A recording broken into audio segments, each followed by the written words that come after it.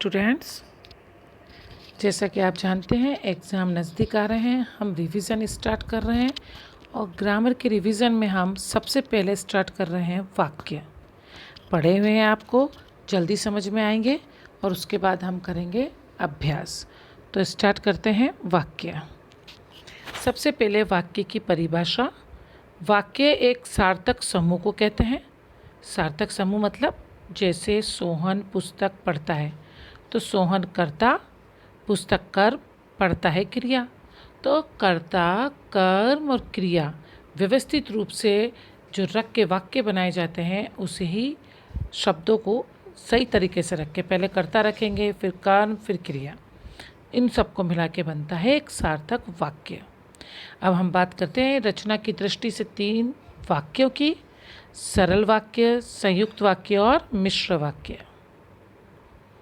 वाक्य के 2 अंग होते हैं जो हर सेंटेंस में आपको मिलेंगे, एक उद्देश्य और एक विधेय। उद्देश्य जिसके संबंध में बात की जा रही हो, अगर मेरे संबंध में की जा रही है तो मैं उद्देश्य, आपके संबंध में की जा रही है तो आप उद्देश्य। परंतु उद्देश्य का विस्तार भी होता है, जैसे मेरा भाई प्रशांत धार्मिक पुस्तकें अधिक पढ़ता है तो मेरा भाई प्रशांत, ये पूरा का पूरा ही उद्देश्य होगा, क्योंकि मेरा भाई कर्ता का ही विस्तार है, इसलिए कर्ता में आएगा। फिर विधेय क्या हुआ? विधेय कर्ता और कर्ता के विस्तार को छोड़ के जो भी है वो विधेय है। कर्म, कर्म का विस्तार, क्रिया, क्रिया का विस्तार, ये सब विधेय कहलाते हैं जिनसे वाक्य बनता है। सबसे पहले हम बात करेंगे रचना की दृष्टि से वाक्यों की, तो उसमें सबसे फर्स्ट है सरल वाक्य। नाम से ही पता चल रहा है, जो सिंपल सेंटेंस होते हैं जिसमें कोई 2 वाक्य या 2 से अधिक वाक्य नहीं होते, सिर्फ एक ही वाक्य होता है। इसमें क्या मुख्य है? क्रिया। इसमें एक ही क्रिया होगी, मतलब कि मुख्य क्रिया एक ही होगी जो अंत में होती है। जैसे मुकेश पढ़ता है, क्या करता है? पढ़ता है, एक ही काम करता है, पढ़ता है। राकेश और मोहन ने भोजन किया, क्या किया? दोनों ने एक ही काम किया, भोजन किया। तो क्या ये छोटे सेंटेंस होते हैं? नहीं, 2 या 2 से अधिक वाक्य नहीं है तब भी ये बड़े सेंटेंस हो सकते हैं। जैसे ये देखिए, वह प्रतिदिन घर का कार्य करने के बाद भी समय पर कार्यालय पहुंचती है। ये बड़ा सेंटेंस है परंतु सिंपल है, किसी भी योजक शब्द से जुड़ा हुआ नहीं है और मुख्य क्रिया एक ही है। तो ऐसे वाक्यों को जिसकी मुख्य क्रिया एक ही हो और किसी भी योजक शब्दों से जुड़े नहीं हो, सरल वाक्य कहलाते हैं। संयुक्त वाक्य, संयुक्त यानी जुड़े हुए, ये 2 स्वतंत्र वाक्य होंगे या 2 से अधिक भी हो सकते हैं, तो स्वतंत्र हैं। अगर उनको अलग अलग वाक्य बनाएंगे आप तो वो अपने आप में पूर्ण होंगे, परंतु उनको हम एक साथ बोलने के कारण ये है कि हम एक ही साथ बोलने में योजक शब्दों से इन 2 स्वतंत्र वाक्यों को जोड़ देते हैं। कौन से योजक शब्दों से? समुच्चय बोधक योजक शब्दों से। और ये कौन से होते हैं? ये होते हैं किंतु, परंतु, और, तथा, इसलिए, या, अथवा, अन्यथा, अतः। यह है योजक शब्द, समुच्चय बोधक योजक शब्द, जिनसे हम जोड़ के एक वाक्य बनाएंगे। अब देखिए, मुझे बुखार था इसलिए मैं विद्यालय नहीं जा सका। इसलिए क्यों लगाया? क्योंकि कारण है, मुझे बुखार था, जब कारण होगा तो इसलिए लगेगा।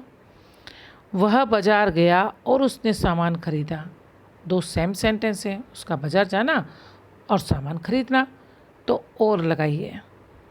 मजदूर मेहनत करता है परंतु लाभ नहीं मिलता। देख लिए, विपरीत है, मजदूर मेहनत कर रहा है पर लाभ नहीं मिल रहा। तो जो विपरीत होते हैं, जैसे आप लोग कहते हो परिश्रम तो बहुत किया परंतु सफलता नहीं मिली, तो ये विपरीत सेंटेंस है, मेहनत बहुत की थी, सफल नहीं हुए, तो वहाँ लगाइए आप किंतु, परंतु, लेकिन। और विकल्प होगा तो जैसे आपके क्वेश्चंस में होते हैं विकल्प, अथवा और तथा लिखा होता है, या, तो इसको भी ऐसे ही है, तुम पढ़ लो या टीवी देख लो, तो ये हो जाते हैं विकल्प वाले। तो कारण वाले समान शब्द और विपरीत या विकल्प वाले शब्द, इस तरह के दो वाक्यों को जब हम समुच्चय बोधक योजक शब्द से जोड़ते हैं और एक वाक्य कर देते हैं तो ये कहलाते हैं संयुक्त, परंतु अलग अलग ये स्वतंत्र दो वाक्य बन सकते हैं। अंतिम है मिश्र वाक्य। मिश्र यानी मिक्सचर, यानी एक वाक्य मुख्य होगा जिसे हम प्रधान वाक्य कहेंगे, बाकी सब उस पर आश्रित होंगे, डिपेंड होंगे, वो उपवाक्य कहलाएंगे। तो ये हो गया एक मुख्य वाक्य और एक से अधिक उपवाक्य। मिश्र वाक्य में एक से अधिक उपवाक्य होता है। इस प्रकार एक प्रधान उपवाक्य होता है, शेष अन्य आश्रित होते हैं। जो उपवाक्य आश्रित होते हैं उन्हें आश्रित उपवाक्य कहा जाता है। ये उपवाक्य किससे जुड़े होते हैं? ये भी वाक्य योजक शब्द से जुड़े होते हैं। कौन से योजक शब्द से? समुच्चय बोधक नहीं, उससे तो संयुक्त जुड़े होते हैं। ये होते हैं व्यधिकरण, जैसे जैसा, वैसा, जो, सो, जहाँ, तहाँ, जब, तब, यदि, तो, जैसे, वैसे। जी हाँ, ये क्रिया विशेषण अगर आपने पढ़ा है तो आपको याद आ गया होगा। ये समय का, ये स्थान का, है ना, रीति का, इनका बोध कराते हैं। तो इसके अब हम उदाहरण देख लें जिससे आसानी से समझ में आ जाएगा। माँ ने कहा कि शाम को जल्दी लौट आना की। जब भी छोटा की आप देखें तो उसे समझ जाएं कि मिश्र वाक्य ही है। जो छात्र परिश्रम करते हैं वे ही सफल होते हैं। जो, अगर ऐसा कोई सेंटेंस है तो जो से जुड़ा हुआ तो वो मिश्र वाक्य ही है। जैसे ही सूर्यास्त हुआ चारों तरफ अंधेरा छा गया, जैसे, ये भी मिश्र वाक्य है। यदि तुमने मन लगाकर पढ़ाई की होती तो ये दिन देखने ना पड़ते। यदि और तो मिश्र वाक्य। जितना पचा सको उतना ही खाओ, परिमाण है ना, जितना पचा सको उतना ही खाओ। तो ये भी हुआ मिश्र वाक्य। इस तरह से हमारे हुए सरल, संयुक्त और मिश्र, तीनों के बारे में मैंने बताया, जो मैं पहले भी बता चुकी हूँ और रिवीजन में आपको दोबारा बता रही हूँ जिससे आपको अच्छी तरह समझ में आए। और अब आप अभ्यास करिएगा। कुछ क्वेश्चन मैंने अभ्यास में दिए हैं जिसे हम देख लेते हैं।